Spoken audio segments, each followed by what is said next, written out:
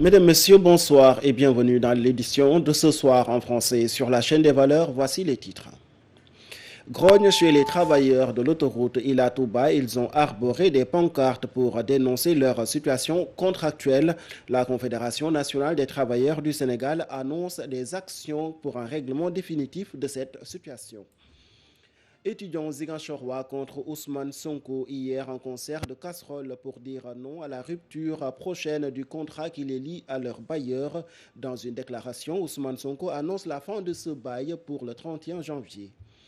Thiès Pastefan Thiès Nord annonce contre la démission du maire Biram Souleye Diop. À l'Est, par contre, la jeunesse des Réunis soutient la candidature d'Idrissa Seck pour la présidentielle de 2024. En deuxième partie d'édition, vous aurez la page internationale avec Toharafal. Bienvenue à toutes et à tous.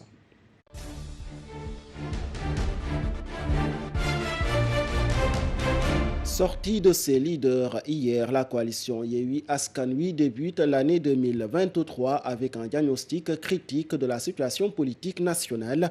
En conférence de presse, ses leaders pointent Macky Sall comme le premier responsable dans les irrégularités décelées par le rapport de la Cour des comptes sur la gestion des fonds force Covid-19. Cheikh Tidiane Dièye qualifie ce scandale financier de haute trahison. Ses propos sont recueillis par Cheikhou Oumar Tall. Au contraire, ce qu'il fait, ça lui fait retourner en arrière. Ça lui fait chuter, utiliser les forces de l'ordre aux côtés de l'opposition, emprisonner les gens pour des raisons politiques, des arrestations arbitraires. Ce scandale qui devrait ne pas être. Je l'avais évoqué la fois passée. Il y avait 3 actes. Si toutefois qu'un seul marchait, cela ne pouvait pas avoir. Le premier, c'est le conseil stratégique qu'il dirige lui-même. Raison pour laquelle j'ai dit que toute personne évoquée, c'est après lui. Et c'est lui le seul et unique responsable. C'est ça la dimension éthique dans un État qui a une constitution. Et il se permet de dire que nous sommes en guerre. Au moment qu'il a avoué ça, toute l'opposition s'est réunie, lui rendre visite, en le promettant d'être derrière lui, en attendant de sortir de la crise. Ce qu'on devrait utiliser comme arme contre la guerre pour protéger la population afin de pouvoir se protéger contre l'ennemi qui est le virus. Ce qui était nos munitions et armes était cet argent. Mais ceux qui l'ont volé, ce sont des traîtres. Et ceux qui leur donnaient l'opportunité sont aussi des traîtres. Parce que dans une guerre, quand tu fais partie des soldats qui devraient protéger le pays, quand tu prends les armes du pays et tu les caches, il n'y a pas autre nom qui serait mieux placé d'être traître. C'est ça la plus vilaine responsabilité qui se trouve dans ce dossier. Et pour ce qui est de l'arrestation de Massata Som et Mamadou Niang, le régime de Macky Sall viserait-il à ôter à ces 2 députés leur mandat? C'est une allégation plausible selon le chargé de la vie politique et de la stratégie du parti de l'unité du rassemblement. Et face à une telle situation, rester neutre serait accepter que des Sénégalais soient persécutés et opprimés selon Cheikh Ahmed Tidiane Youm. Voici sa réaction. Le jugement que le juge a rendu lundi prouve que c'est uniquement le mandat de Macky Sall qui l'intéresse. C'est uniquement ça, c'est uniquement son mandat qui l'intéresse. Sokhna Aïda Mbodj l'a dit tout à l'heure. Il a utilisé la femme comme objet, malgré la représentation de la femme au sein de la société. C'est dans le gouvernement de Macky Sall qu'on voit une chose pareille, prendre la femme comme objet, en la faisant des choses que personne n'aurait accepté de faire. En tant que président de la République qui devrait aider les femmes, qui devait protéger les femmes, il leur utilise comme des objets. Donc nous disons à Mamadou et à Massata, là où vous êtes, vous n'êtes pas seul. Nous y sommes avec vous. Retenez que vous êtes des victimes politiques. S'il faisait partie de la coalition Yewwi Askan Wi, il aurait resté 16 heures en train de boire du thé, discuter tranquillement ou bien manger leur riz au poisson. C'est parce qu'ils font partie des membres du parti PUR. C'est parce qu'ils font partie des familles Seigne Moustapha Sy qu'ils ont été arrêtés. Mais nous disons à Macky Sall que s'ils veulent, il n'a qu'à emprisonner tout le monde. Il n'a qu'à nous emprisonner nous tous. Mais il doit savoir qu'il va partir, Inch'Allah. La coalition Yewwi Askan Wi décidait d'ailleurs d'en découdre avec le régime de Macky Sall pour dénoncer ces dérives. Ces leaders ont annoncé ce vendredi 6 janvier une grande mobilisation à la place de la nation pour exiger le départ du président de la République en 2024. Plusieurs raisons, dont l'incarcération des otages politiques, les scandales financiers révélés dans le rapport de la Cour des comptes, entre autres, motivent ce rassemblement de l'opposition. À en croire à certains de ces leaders qui ont pris la parole mercredi lors d'un point de presse. Politique toujours après la sortie du ministre de la Culture Alioune Sow sur une éventuelle pétition de certains ministres pour soutenir la candidature de Macky Sall en 2024. Rewmi Thiès-Est demande des explications à Yankoba Diattara, cité parmi les souteneurs du troisième mandat. Les jeunes de Rewmi Thiès-Est soutiennent la candidature d'Idrissa Seck selon leur porte-parole. Nous l'écoutons au micro d'Ibouba. Nous condamnons avec la dernière énergie cette pratique discriminatoire qui témoigne encore une fois de plus un manque de considération notoire dont nous sommes victimes depuis belle lurette. Par ailleurs, suite à la sortie du ministre Aliou Sow, à travers une émission télévisée déclarant qu'il y a des ministres de la République qui soutiennent la troisième candidature du président Macky Sall et en passe de faire une pétition en faveur de la troisième candidature de celui-ci en 2024, dont le ministre Yankoba Diattara, par ailleurs deuxième vice-président du parti Rewmi. Face à cette situation, nous demandons au ministre Yankoba Diattara d'apporter des explications par rapport aux faits qui lui sont reprochés. Si on s'en tient aux propos du président Idriss Seck, qui a réitéré au vu et au su de tout le monde que ses ambitions présidentielles restent intactes.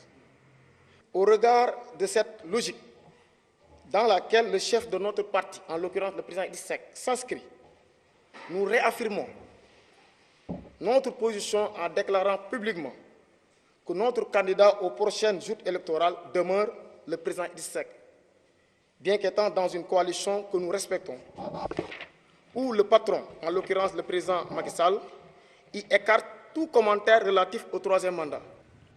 Nous restons toujours à Thiès pour parler du cumul de mandats de fonction de maire et de député PASTEF Thiès Nord dignette à la volonté du président du groupe parlementaire Yewwi Askan Wi à l'Assemblée nationale de démettre ses fonctions. En conférence de presse, plusieurs de ses responsables ont exhorté à ne pas céder à la pression des politiques véreux, d'autant plus qu'aucun texte réglementaire de PASTEF n'interdit le cumul de mandats. Suivons les explications de son porte-parole, au micro d'Ibouba.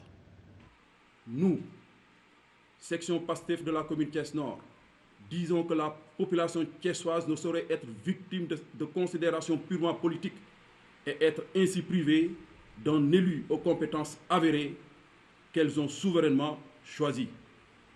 Cette volonté de démission du maire Birame Souleye Diop, notre section communale l'apprécie à sa juste valeur, tout en jugeant inopportune une telle décision pour des raisons évidentes que nous allons vous exposer.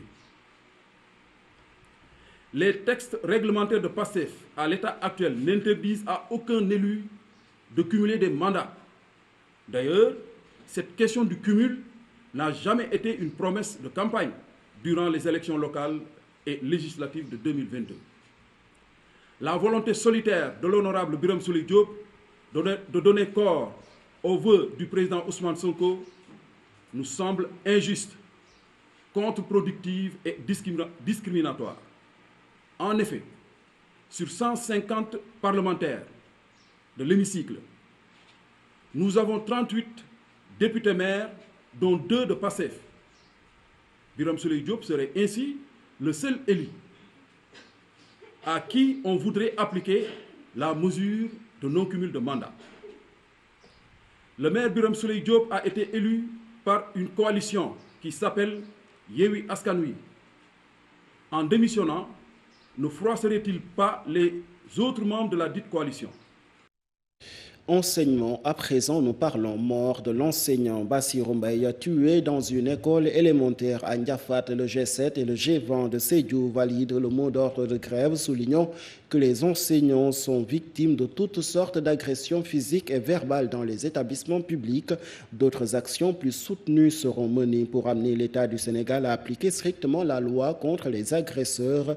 L'Union nationale des parents d'élèves et étudiants du Sénégal est sortie de son mutisme pour condamner le meurtre de l'enseignant Bassirou Mbaye à l'école élémentaire de Ndiafat. Abdoulaye Fane qui déplore tout de même le mot d'ordre de grève décrété par les enseignants. Le président de l'UNAPES pour qui ce mot d'ordre ne relève d'aucun texte juridique. Enseignement toujours menacés d'une expulsion de leur immeuble à Dakar. Les étudiants ziguinchorois ont battu le macadam hier à Ziguinchor. Ils ont délogé les établissements scolaires du département pour contester la brouille qui les oppose au maire Ousmane Sonko. Un concert de casseroles a été organisé devant la mairie de Ziguinchor pour dénoncer l'indifférence des autorités face à leur situation. Les explications de leur porte-parole, Mamadou Badji. Ils ont trouvé des contrats à la municipalité. Ils nous disent quoi au début? Que c'est des gens qui ne travaillent pas à la municipalité et ils ont rompu ces contrats. C'est des gens qui ont des salaires venant de la municipalité et qui reçoivent sans avoir travaillé. Ils ont rompu ces contrats. On comprend parce que c'est l'intérêt de la commune. Ils ont trouvé des gens qui sont dans des postes incompétents, qui reçoivent des salaires de la municipalité. Ils ont rompu ces contrats parce que c'est l'intérêt de la commune. Mais dans la rupture de ce contrat, c'est là où on voit comme excuse qu'en réalité la municipalité n'est pas obligée. Je ne suis pas obligé n'est pas une excuse. Si aujourd'hui le maire soit obligé ou pas, mais quand il prend une décision, que nous on sait que c'est les fils de Ziguinchor qui vont périr sur cette décision-là, nous allons nous lever et nous allons lutter contre ça. Actuellement, tant qu'ils n'ont pas renouvelé ce contrat, nous n'allons pas retourner à Dakar et il n'y aura pas de cours à Ziguinchor. Que les gens ne nous disent pas que c'est nous qui empêchons aux élèves de faire cours ou aux étudiants de faire cours. Ça dépend du maire. Quand il renouvelle le contrat, on rentre à Dakar. Donc ça ne dépend pas de nous, ça dépend de lui. On a mené toutes les méthodes de tentation, de médiation possibles. On a rencontré honorable Guy Marissagna et Aminata Sidibé. C'est le maire même Ousmane Sonko pour discuter de la question depuis que le problème a eu lieu.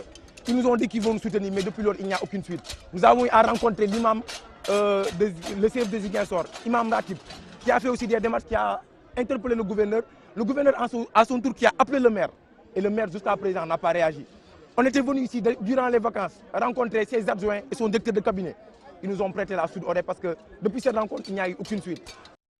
Et la réponse du maire de Ziguinchor n'a pas tardé. Ousmane Sonko qui a enfin brisé le silence sur la situation notée depuis 3 jours dans la capitale du Sud. Face à la presse, le maire de Ziguinchor évoque l'origine du problème et confirme la fin de ce contrat au plus tard le 31 janvier. Ces propos sont recueillis par Cheikhou Martal. Nous avons convoqué ce point de presse pour apporter quelques clarifications sur une situation qui semble être une situation locale, mais qui en réalité est une situation nationale. Je vais vous dire où est le problème. Quand je me suis installé au mois d'avril, au mois de mai, ces étudiants ont demandé une audience que je leur ai accordée dans mon bureau. Ils sont venus me dire que la mairie doit leur rembourser 5 millions. J'ai dit 5 millions, pourquoi? Ils me disent, oui, Ablaye Baldé était resté pendant quelques temps, la mairie n'avait pas pu payer les loyers. Et le locataire commençait à s'impatienter. Nous sommes allés voir Doudouka qui nous a donné 5 millions. Et on a payé. Maintenant, on veut que la mairie nous rembourse ces 5 millions. Je leur ai dit, mais jamais. J'ai dit, vous n'aurez jamais 5 millions venant de la mairie. C'est là où les problèmes ont commencé. Pourquoi? Je vous dis que nous ne céderons pas. J'ai reçu tout à l'heure le bailleur et je lui ai fait part des décisions que nous avons prises. Nous avons commis un huissier pour lui demander de signifier au bailleur que nous allons interrompre ce contrat à partir du 31 janvier 2023. Nous lui avons demandé de prendre ses dispositions à partir de cette période pour récupérer son immeuble. Une fois que ce sera fait, nous sommes dans les dispositions de signer un nouveau contrat avec lui. Nous avons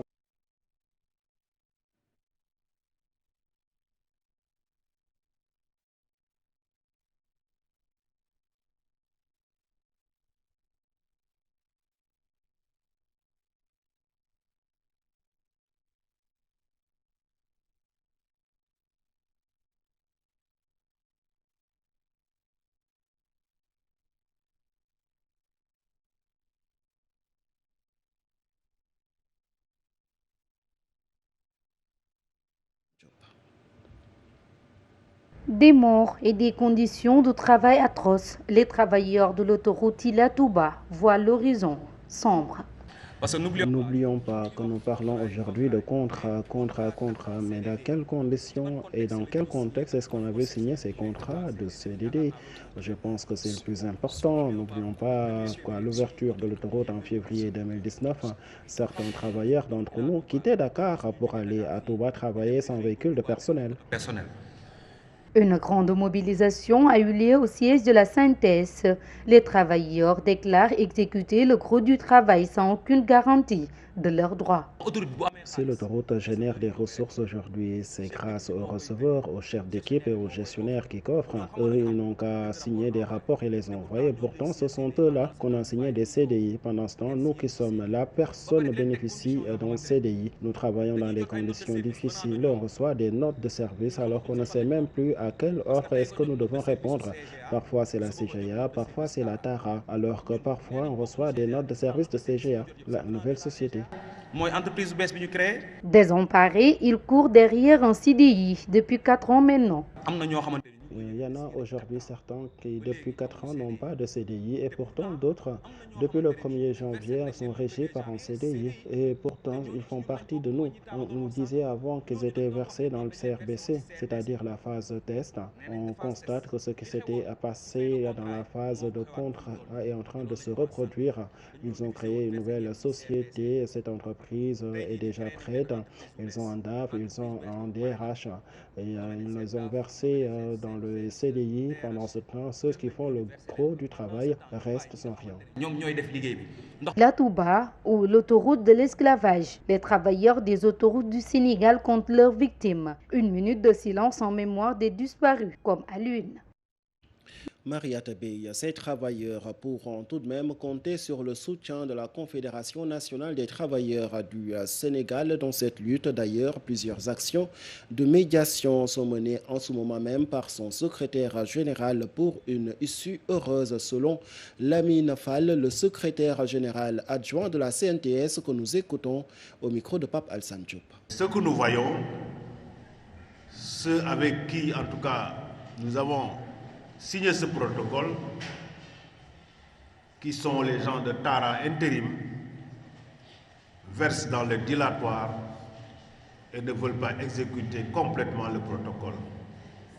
C'est la raison pour laquelle donc nous appelons aujourd'hui pour nous indigner contre cela, mais aussi interpeller l'autorité, le président Macky Sall en tête. Nous sommes tous des Sénégalais. Il n'y a pas de Sénégalais, demi-Sénégalais ou moitié Sénégalais. Nous avons un droit et nous demandons qu'on nous le restitue. Ce n'est pas autre chose. Ce droit est consommé depuis des années. D'après le Code du travail, un contrat à durée déterminée ne peut se renouveler qu'une fois. Je pense que ces gens qui sont là, ils ont renouvelé combien de fois? Plus de 4 fois. Ça veut dire donc que les gens ont violé le droit syndical, le droit social. Et nous interpellons donc l'autorité, la CNTS, son secrétaire général et toutes ces organisations sont avec les travailleurs de Sintas, autoroute du Sénégal, pour les accompagner pour que ces problèmes soient résolus dans les meilleurs délais. Tourisme, à présent nous parlons station balnéaire de Pointe-Sarène. Les travaux avancent à grands pas. Le directeur général de la SAPCO a visité le site pour voir son état d'avancement. Les premières livraisons sont attendues au plus tard courant mois de mars selon Souleymane Ndiaye. Il est justement au micro de Khalil Seck. Le travail peut être livré en fin avril 2023. Si on prend les travaux addition eau potable, y compris l'assainissement, ces derniers peuvent être livrés en fin février. Et si on prend le travail des voies ainsi que les routes, ils peuvent être libérés en fin mars. Donc en termes de pourcentage, nous pouvons estimer le travail entre 95 et 98%. Il ne reste que des travaux de finition et c'est l'occasion de féliciter notre directeur des aménagements du SAPCO sur cet énorme travail qu'il conduit avec l'ensemble de l'équipe de la SAPCO. Les directeurs généraux qui nous ont précédés sur la station de pointe de Sarène arrivent à ce niveau. Ils y ont contribué considérablement. Et aussi le président du conseil d'administration qui n'était pas obligé de venir, mais son désir que le travail puisse marcher, puisse se dérouler bien, est venu parmi nous depuis qu'on a été nommé pour nous accompagner dans toutes les conditions. On attaque la deuxième partie de cette édition. En seul acte, la page internationale en Mauritanie. L'ex-président Abdelaziz a été interpellé hier par la gendarmerie de Nouakchott alors qu'il prenait un vol en partance pour Paris. Pendant ce temps, à Bamako, la grâce présidentielle et la nouvelle recommandation de la médiation togolaise dans la tension qui oppose Bamako à Abidjan. Suivons ce tour d'horizon de Torarafal.